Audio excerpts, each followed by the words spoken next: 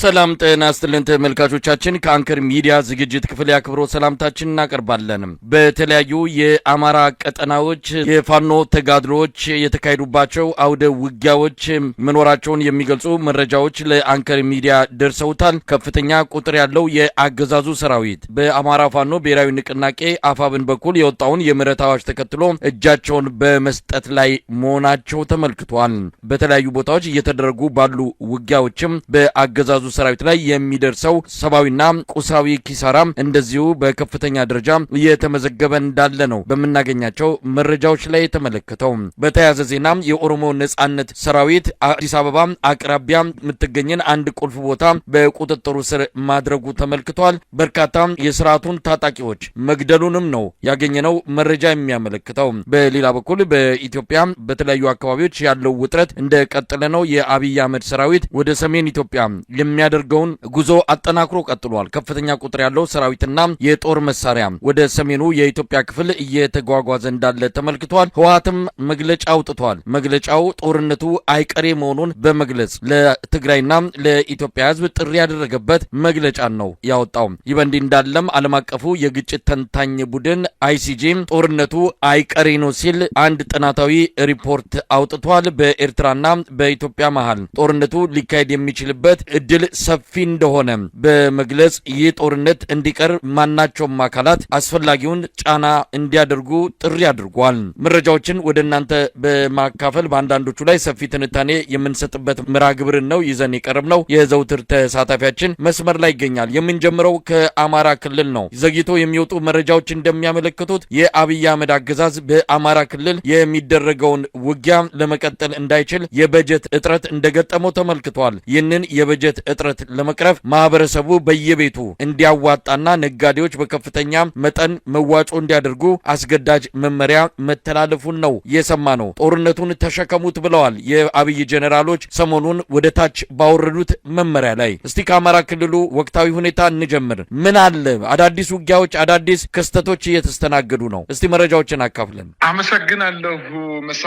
የአማራ ፋኖ ብሔራዊ ንቅናቄ አፋብን ሸዋ ጠቅላይ ግዛት እዝ በአገዛዙ ኃይሎች ላይ የተቀናጀ ጥቃት መፈጸሙን አጠናክሮ የቀጠለ ሲሆን በዛሬው ዕለት የአጼ አምደ ጽዮን ኮር አካል የሆነው አጼ ዳዊት ክፍለ ጦር በመራቤቴ አውራጃ ሬማ ከተማ መሽጎ በነበረው የብልጽግናው ወይም የአገዛዙ ሰራዊት ላይ ወታደራዊ ኢላማ በማድረግ በከበባ ጥቃት ማድረሱን ክፍለ ጦሩ በላከው የግንባር መረጃ አስታውቋል። ከንጋቱ 12 ሰዓት ላይ መነሻውን ከሬማ ከተማ በማድረግ ወደ ማጀቴ ቀበሌ ተንቀሳቀሰ ሲሆን ልዩ ቦታው ቻይና ካምፕ በተባለ ቦታ ላይ የአጼ አምደ ጽዮን ኮር ከፍተኛ ጥቃት ፈጽሞበት መፍረሱን ለማወቅ ተችሏል። የክፍለ ጦሩ ሻለቆች በሰሩት አስደማሚ የቅንጅት ኦፕሬሽን የአገዛዙ ወታደሮች በውጊያ ወቅት የመፍረስ አደጋ ገጥሞት መበታተኑን ለማወቅ ተችሏል። የዙ 23 ድብደባ ሽፋን በመስጠት ሙትና ቁስለኛውን ይዞ ሬማ ከተማ መግባቱን መረጃዎች አረጋግጠዋል። ይህ በእንዲህ እንዳለ የአማራ ፋኖ ብሔራዊ ንቅናቄ አፋብን ያወጣውን የምህረት አዋጅ ተከትሎ በርካታ ወታደሮች ጥሪውን ተቀብለው በተለየ ሁኔታ በርካታ የአገዛዙ ጦር ወደ ፋኖ የጦር ካምፖች እየተመመ እንደሚገኝ ለማወቅ ተችሏል። ይሄ እንግዲህ ሰሞኑ በርካታ የብልጽግና ወታደሮች በአማራ ፋኖ ብሔራዊ ንቅናቄ ሸዋ ጠቅላይ ግዛት እዝ በየኮሮቹ ስር ባሉ የክፍለ ጦር አሃዶች ውስጥ በየቦታው ከነሙሉ ትጥቁ እዙን እየተቀላቀለ እንደሚገኝ፣ በተለይ ደግሞ በሰሜን ወሎ የጠነከረ የእጅ መስጠት ሂደት እየተፈጸመ እንደሆነ ለማወቅ ተችሏል። ወደ ወታደራዊ ውጊያዎች ስንመለስ በምዕራብ ጎጃም ዞን ደጋዳሞት ወረዳ ፈረስ ቤት ከተማ በርካታ የአገዛዙ ወታደሮች ሙትና ቁስለኛ የተደረጉበት ውጊያ መደረጉን ውጊያው ለተከታታይ 5 ሰዓታት የዘለቀ ሲሆን የአገዛዙ ኃይል ከአየር መቃወሚያና ሞርተር ጀምሮ በሌሎች ከባባድ መሳሪያዎች ታግዞ ራሱን ለመከላከል ሙከራ ያደረገ ቢሆንም ከወደ ፋኖ የተወሰደበትን የከበባና የቆረጣ ማጥቃት መቋቋም አቅቶት ሙትና ቁስለኛውን ማንሳት በማይችልበት ደረጃ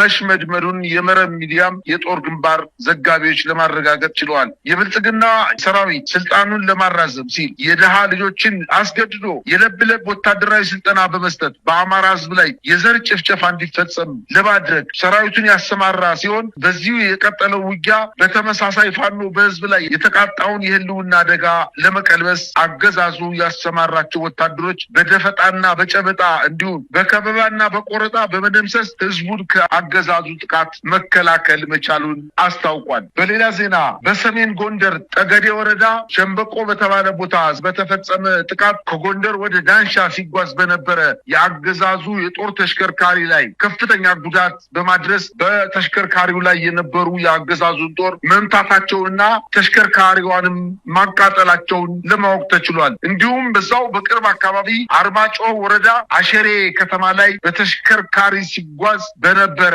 የአገዛዙ ጦር ላይ በተፈጸመ ማጥቃት መኪናውን ሙሉ በሙሉ ማቃጠል ሲቻል ወታደራዊ አዛዦችን ጨምሮ በተሽከርካሪው ላይ የነበረው የአገዛዙ ጦር ሙሉ በሙሉ ማለቁን ለማወቅ ተችሏል። በምዕራብ አርማጭሆ ሽመለ ጋራ በከባድ መሳሪያ የታገዘ ጦርነት እየተደረገ ሲሆን የአገዛዙ ጦር ወደ ሽመለ ጋራ ሲጓዝ አዲስ ዓለም ከተባለ ቦታ ላይ ጥቃት ደርሶበት በኋላም ለ5 ተከታታይ ሰዓታት የዘለቀ ውጊያ ከተደረገ በኋላ ወደ አርማጭሆ ወረዳ መመለሱን በዛ አካባቢ እየተደረገ ያለውን አጠቃላይ ውጊያ የአገዛዙ ጦር በሽንፈት ወደ ከተሞች እየሸሸ እንደሚገኝ ለማወቅ ተችሏል። አሁን ማታውን የደረሰን ዜና እንደሚያመለክተው ደግሞ በኦሮሚያ ክልል በአዲስ አበባ በ35 ኪሎ ሜትር ርቀት ላይ በምትገኘው ሙሌ ወረዳ ላይ ሰኞ ገበያ በተባለ ከተማ ላይ የኦሮሚያ ነጻነት ሰራዊት በከፈተው ማጥቃት እንቅስቃሴ በስልጠና ላይ የነበሩ ከ70 በላይ የአገዛዙ ሚኒሻዎች መደምሰሳቸውንና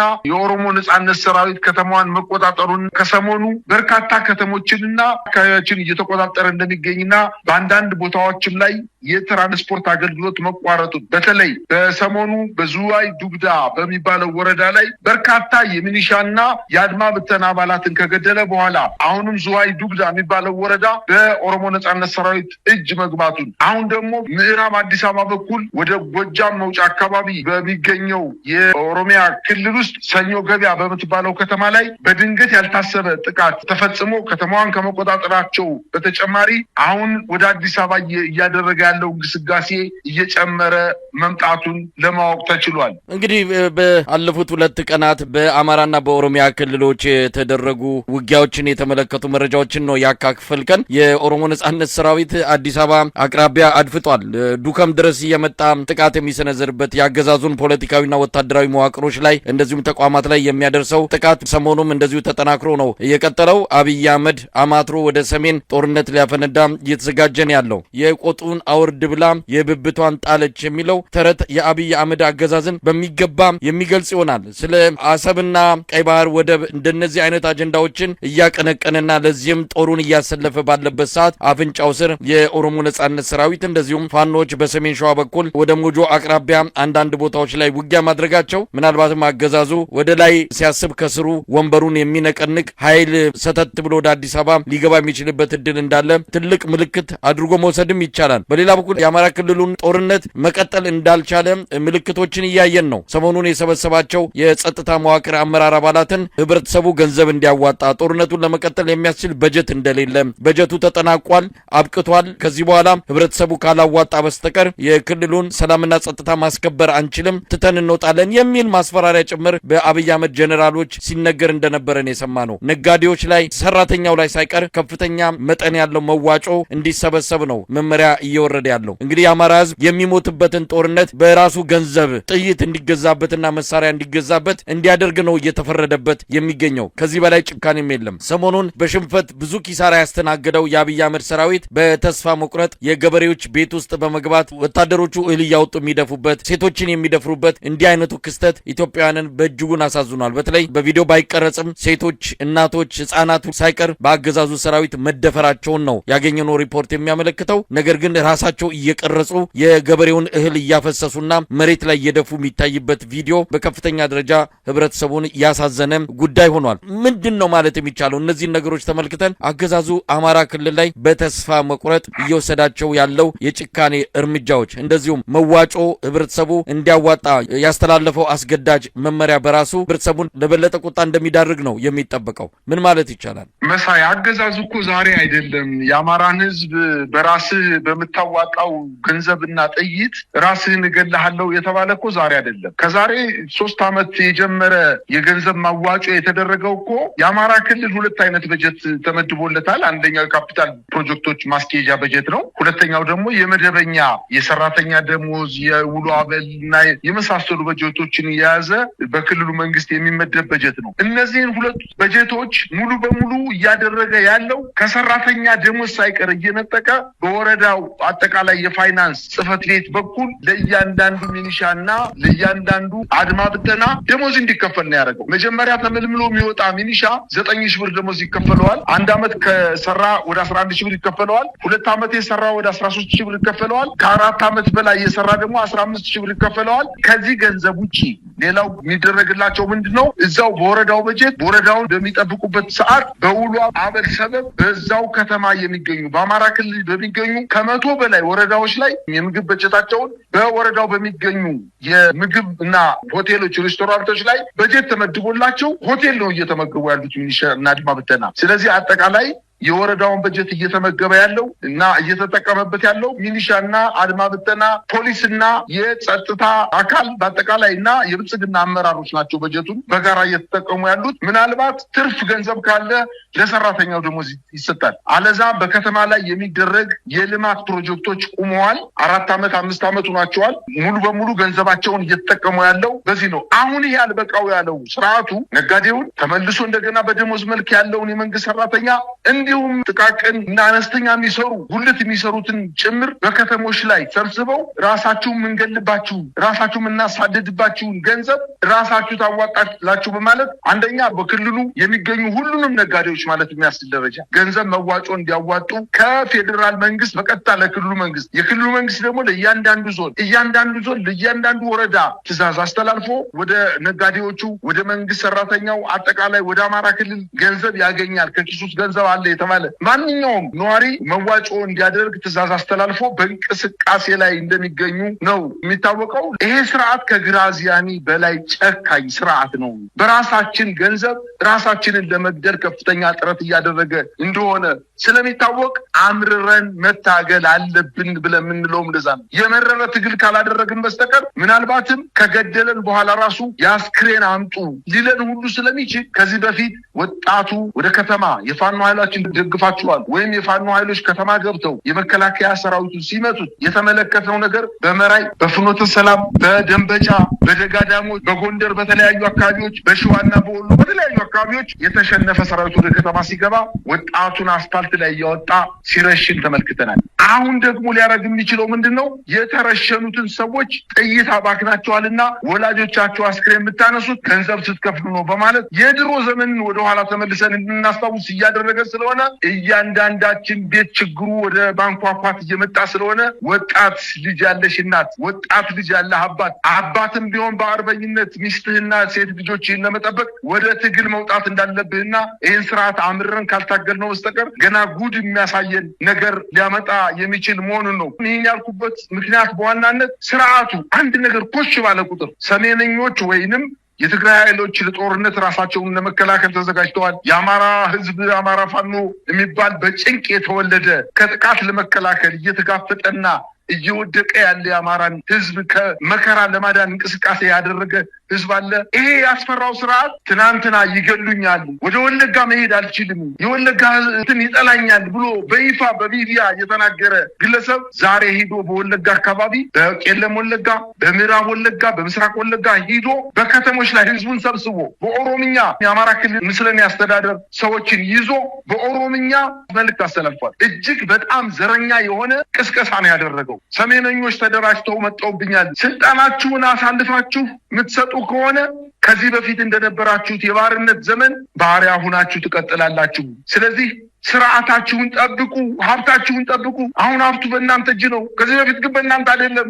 ጭሰኛና ባሪያ ነበራችሁ። ስለዚህ ጭሰኛና ባሪያ ያደረጋችሁ ስርዓት አሁን ተደራጅቶ እየመጣላችሁ ነውና ጥንቃቄ አድርጉ፣ ስርዓቱን ደግፉ፣ ከኛ ጋር አብራችሁ ስሩ በማለት ከፍተኛ የሆነ የዘር ቅስቀሳ እያደረገ ነው የሚገኘው። እንደተለመደው ከዚህ በፊት እንደሚያደርገው የሆነ ጭፍጨፋ ሊፈጽም በኢትዮጵያ ሕዝብ ዘንድ የሆነ ተንኮል ሲያስብ ጉዞ ነው የሚያደርገው። በጉዞውም ከፍተኛ የሆነ የዘር ቅስቀሳ ነው የሚያደርገው። ስለዚህ የትግራይ እና ከኤርትራ በኩል እንዲሁም ከአማራ በኩል ላደርገው ላሰበው ጦርነት ቅድመ ዝግጅት እያደረገ ስለሆነ አሁን እኛ የተረዳነው ነገር በአጭር ቀናት ውስጥ ወደ ሰሜን ኢትዮጵያ አካባቢ ከፍተኛ የሆነ ግጭት ሊከሰት እንደሚችል፣ ነገር ግን ሰራዊቱ ተሰላችቷል። የአማራ ፋኖ ብሔራዊ ንቅናቄ አንድ ከሆነ በኋላ በተለይ ሰሞኑን ያወጣው የምህረት አዋጅ ተከትሎ ለሚኒሻውና ለአድማ ብተናው፣ ለመከላከያ ሰራዊቱ፣ ለፖሊስ፣ ለጸጥታ እና ለደህንነት አባላት ያወጣው የምህረት አዋጅ ኃላፊነት የተሞላበት ማሳሰቢያና መግለጫ በመሆኑ በርካታ ሰራዊት እየፈረሰ ወደ ፋኖ እየተቀላቀለ ነው። በአንዳንድ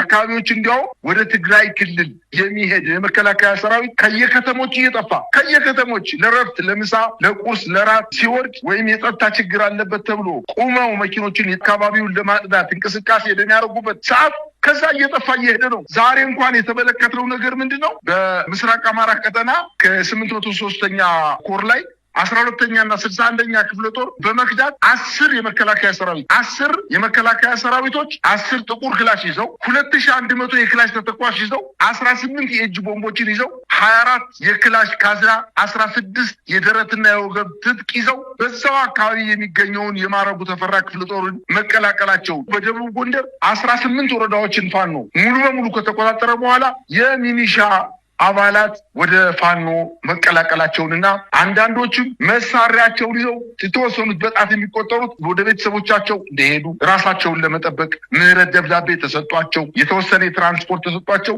ወደ ቤተሰቦቻቸው እንደሄዱ፣ ቀሪዎቹና አብዛኛዎቹ ደግሞ የፋኖ ኃይሎችን እነሱ ጋር ተቀላቅለን የአገዛዙ ጦር እንዋጋለን ብለው የፋኖ ኃይሎችን መቀላቀላቸውን ነው መረጃው እያመላከቱ የሚገኙት። በአጠቃላይ ስርዓቱ የተሸነፈ ስርዓት ስለሆነ የዛሬ 89 ዓመት ግራዚያኒ የፈጸመውን አይነት ጭፍጨፋ በከተሞች ለመፈጸም እንቅስቃሴ እያደረገ ስለሆነ ከመጨፍጨፍ በፊት ህዝቤ ንቃ፣ ውጣና ታገል፣ ሌላ ምርጫ የለም፣ በምርጫ ዲሞክራሲ እንቅስቃሴ እያደረገ ነው። ዛሬ በአዲስ አበባ ከተማ በሁሉም ክፍለ ከተሞች ላይ የብልጽግና የሴፍቲኔት ተጠቃሚዎችን ሴቶችን በየክፍለ ከተማው ሌላ ስራ አቁመው የብልጽግና ደጋፊ የሴፍቲኔት የተለያዩ ጥቅማ ጥቅም የሚሰጣቸውን ሰዎች ስብሰባ ተቀምጠው ምርጫውን እንዴት ማድረግ እንዳለባቸው እንቅስቃሴ እያደረጉ ነው። ምናልባት ሊያደርግ የፈለገው በትልልቅ ከተሞችና እሱ የሚቆጣጠሩት ከተሞች መንግስት መስርቻለሁ ብሎ ምርጫ ለማድረግ እንቅስቃሴ እያደረገ ስለሆነ ይሄ መንግስት እድል ተሰጥቶ ምርጫ አድርጎ መንግስት መስርቶ የሚቀጥል ከሆነ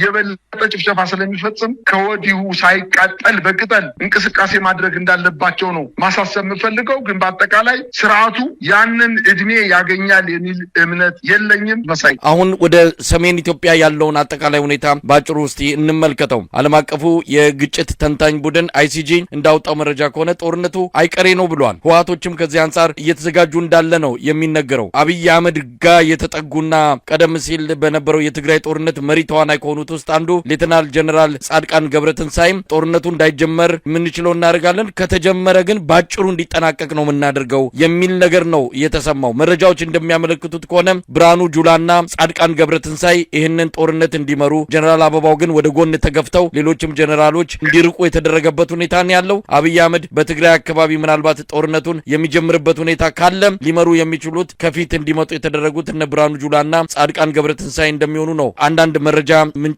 የገለጹት።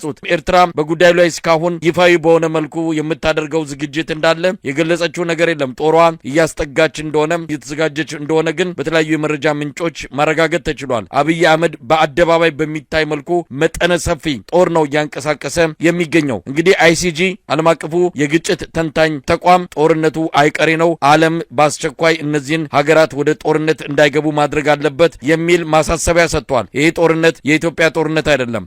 አስመልክቶም የተለያዩ ተቋማት የተለያዩ ዲፕሎማቲክ ማህበረሰብ አካላት ጦርነቱ የኢትዮጵያ ጦርነት እንዳልሆነ ኢትዮጵያ የሌሎች ሀገራትን ፍላጎት ለማስፈጸም የምትገባበት ጦርነት እንደሆነ ከወዲሁ እየገለጹ ይገኛሉ። ይህ ጦርነት መካሄድ የለበትም፣ ከተካሄደ ግን ኢትዮጵያን በከፍተኛ ደረጃ ይጎዳል፣ የአብይ አህመድንም ዘመን እንደሚያከትም ማረጋገጫ ይዞ የሚመጣ ጦርነት እንደሚሆን ነው ከወዲሁ እየተገለጸ ያለው። መሳይ እነዚህ ጀነራሎች በተለይ ከህወሓት የወጡ ጀነራሎች በህወሓት እና በፌዴራል መንግስቱ በተደረገው ጦርነት ወቅት ወታደራዊ እና ፖለቲካዊ ትንተና ሲሰጡ የነበሩ ጀነራሎች እንደው አሁን ተመልሰው መድረክ ላይ ወጣው ሲናገሩ ህዝብ ይንቀናል፣ እንደው ከትከሻችን ላይ የነበረው ማዕረግ የእውነት አይደለም ብለው ያጣጥሉናል ብለው እንኳን የማይሳቀቁ መሆናቸውን ነው የተረዳሁት። አንዳንድ ጊዜ እንደው ሞኝ ባያፍር የሞኝ ወገን ያፈራል ይባላል። እነዚህ ጀነራሎች እንደው አገር ሲመሩ ነበር ወይ ኤታ ማጆር ሹሙ ነው የኢትዮጵያን መከላከያ ሰራዊት ይመሩ ነበር ወይ ብለን እንዴት እንደዚህ አይነት አቅም ይዘው ቀጠሉ ብለን እንደው ሌላውን ትተን ሌተናል ጀነራል ጻድቃን ገብረትንሳኤን ስንመለከተው ከዚህ በፊት ምንድን ነው ሲል የነበረው አሁን ደግሞ ጀነራል ጉሺን ጀነራል ከበደ ፈቃዱን እንዲሁም ኮሎኔል ንጉሴ ወልደ ገብርኤልን በቅጽል ስሙ ወለጋ ተብሎ የሚጠቀሰውን የጦር መሪዎቹን ወደ አዲስ አበባ ጎትቶ አምጥቷል። ይህን ተከትሎ የህወሓት ማዕከላዊ ኮሚቴው አስቸኳይ ስብሰባ ተቀምጧል። በእርግጥ የእነዚህ ጀነራሎች መምጣት ፖለቲካዊ አንድምታው ጥሩ ላይሆን ይችላል ለህወሓት። ነገር ግን የሚመጡ ጀነራሎች ህዝብ ጋር እስካልሆኑ ድረስ የትም አይደርሱ። እነ ጻድቃን ያኔ በስሜት የተናገሩት ነገር የትም እንዳላደረሳቸው ሁሉ ዛሬ የሚሰጡት ትንተና ማን ሊያምናቸው ይችላል? ምናልባት ከዚህ በፊት ውጊያ የሚያውቅ ውጊያ መምራት የሚያውቅ ብለን ስንገምተው የነበረውን ፉርሽ እንዳደረገው መረዳት እንችላለን። የህወሓት ስራ አስፈጻሚ ወይም ማዕከላዊ ኮሚቴው ስብሰባ አድርጎ ጦርነቱ የማይቀር መሆኑን ለትግራይ ህዝብ እያስገነዘበ እንደሚገኝና ህዝቡ ዝግጅት እንዲያደርግ እህል ውሃ እንዲያጠራቅም ከበባ ስለተፈጸመበት ህዝቡ እህል አስፈጭቶ እንዲይዝ፣ በርበሬ እንዲይዝ፣ በሶ እንዲይዝ፣ ዘይት እንዲይዝ፣ የመሳሰሉ ነገሮችን እንዲይዝ ከታጣቂዎች ጋር በተለይ ኢትዮጵያ ውስጥ መሳሪያ አንግበው ይህ ስርዓት ከሚታገሉ ታጣቂዎች ጋር የእውነተኛ አንድነት የጋራ ውይይት አድርገው ወደ አንድነት መምጣት እንዳለባቸው እና ለዚህም እየተሰሩ እንደሆነ በስራ አስፈጻሚ ደረጃ ተወያይተዋል። የጸጥታ ኮማንድ ፖስትም አቋቁመዋል። ምናልባት የጥሬ ገንዘብ ችግር ሊገጥመን ስለሚችል ውጊያው ሲከፈት ከበባዎች ተፈጽመው ከዚህ በፊት እንደተደረገው የአውሮፕላን በረራ እህል ወደ ትግራይ እንዳይገባ፣ ባንክ አገልግሎት እንዲቋረጥ፣ የኔትወርክ አገልግሎት እንዲቋረጥ ስርዓቱ እየተዘጋጀ ስለሆነ ከነዚህ አራት መሰረታዊ ነገሮች ጉዳት እንዳይደርስብን ቅድመ ዝግጅት ማድረግ አለብን። እነሱ በደንብ እየተዘጋጁ ነው። ስርዓቱም ከ200 በላይ ስትራቴጂክ የሆኑ የከባባድ መሳሪያዎችን ወደ ትግራይ ድንበር እንዳስጠጋ በማንኛውም ሰዓት ባልተጠበቀ ሁኔታ በየትኛውም ደቂቃ ውጊያው ሊፈነዳ እንደሚችልና ጫፍ ላይ የደረሰ እንደሆነ ነው መረጃዎች የሚያመላክቱ። ግን በአጭር ጊዜ እናጠናቅቀዋለን፣ በትንሽ መስዋዕትነት እናጠናቅቀዋለን፣ ጦርነት እንዳይፈነዳ የተሻለን ጥረት እናደርጋለን እያለ ቢናገርም ይሄ ንግግር ከንግግር የዘለለ ምንም ጠቀሜታ የሌለው ለስርዓቱ አድሮ ዝግጅት እያደረገ እንደሆነ በተለይ ጻድቃን እና ጌታቸው ረዳ የነጻ መሬት ወይም ሀራ መሬት የሚባለውን በአፋርና በአማራ ድንበር ላይ የህወሓት ኃይሎችን ለመግጠም እንቅስቃሴ ያደረጉ ኃይሎችን የፌዴራል መንግስት ወኪል ሆነው በጀት መድበው እነሱ እያደረሱ እነሱ እያሰለጠኑ ወታደራዊ ስልት እየቀየሱ የትግራይን አካባቢ ህዝብ ለመረበሽ እንቅስቃሴ እያደረጉ ስለሆነ ምናልባትም ከዚህ ከ20 ምናምን ዓመት በፊት በ93 ዓመተ ምህረት የህወሓት ክፍፍል ወቅት የነበረው ቂም እስካሁን ድረስ እንዳልቻረለት ነው መረዳት የሚቻለው። በአጠቃላይ ጠቅላይ ሚኒስትሩ ሰሜነኞች ተዘጋጅተው እየመጡ ነው፣ ስርዓታቸውን ሊነቁ ነው። ይሄ ስርዓት ለኦሮሞ ህዝብ ልማት እና ሰላም እና አንድነት ከፍተኛ አስተዋጽኦ አድርጓል። ይሄንን ስርዓት መጠበቅ ካልቻላችሁ ግን ሰሜነኞች ሲመጡ ባሪያ ያደርጓቸዋል ብሎ ሲቀሰቅስ እነዚህ ሰዎች ከጎኑ አስቀምጦ ሲናገር ደግሞ በጣም የሚገርም እንዴት እንደናቃቸውና እንዴት እንደተዋረዱ እዚህ ላይ ብቻ እንኳን ማየት እንቻላል። ግን በአጠቃላይ ስርዓቱ የተሸነፈ ስርዓት በመሆኑ የፈለገውን ያክል ቢናገር ለውጥ የማያመጣ ምንም ፈቀቅ ያለ መፍትሄ ማምጣት የማይችል እሱ ያቋቋማቸው አጠቃላይ ድርጅቶች እሱ ያቋቋማቸው አጠቃላይ ተቋማት የከሸፉ ተቋማት መሆናቸውን በበርካታ ሁኔታዎች እና ምሳሌዎች መጥቀስ እንደሚቻል ነው መረዳት የቻልኩት። መሳይ ብዙ ነገሮች በፍጥነት እየተከናወኑ ነው የሚገኙት። ከምንም በላይ አብይ አህመድ ወደ ሰሜን በከፍተኛ መጠን እያጎረፈ ያለው የመሳሪያና የሰራዊት ኃይል እንግዲህ ጦርነቱ በእርግጥም ይካሄዳል ወይስ አብይ አህመድ እንዲሁ አጀንዳ ለመፍጠርና በግርግር የሀገር ውስጥ በርካታ አጀንዳዎች ህዝቡ ያለውን የኑሮ ውድነቱን በኑሮ ከፍተኛ አደጋ ውስጥ የገባውን ትኩረት ወደ ሌላ አቅጣጫ ለማስቀየስና መንግስት የሀገርን ሁሉና ለመጠበቅ ጦርነቱ ስለገባ እንደው አንዳንድ ችግሮቻችንን አውጥተን አንናገርም ከመንግስት ጎን እንሰለፍ የሚል አቋም እንዲዝ ለማድረግ ታቅዶም ሊሆን ይችላል እንዲህ አይነት የጦርነት ነጋሪትና እምቢልታ እየተነፋ ያለው። ለማንኛውም ሁሉም ነገር በሂደት የሚታይ ይሆናል። መረጃዎችን እየሰበሰብን ዳግም በዚሁ በአንከር የመረጃ ክፍለ ጊዜ እንገናኛለን። በጣም አመሰግናለሁ። እኔም አመሰግናለሁ መሳይ።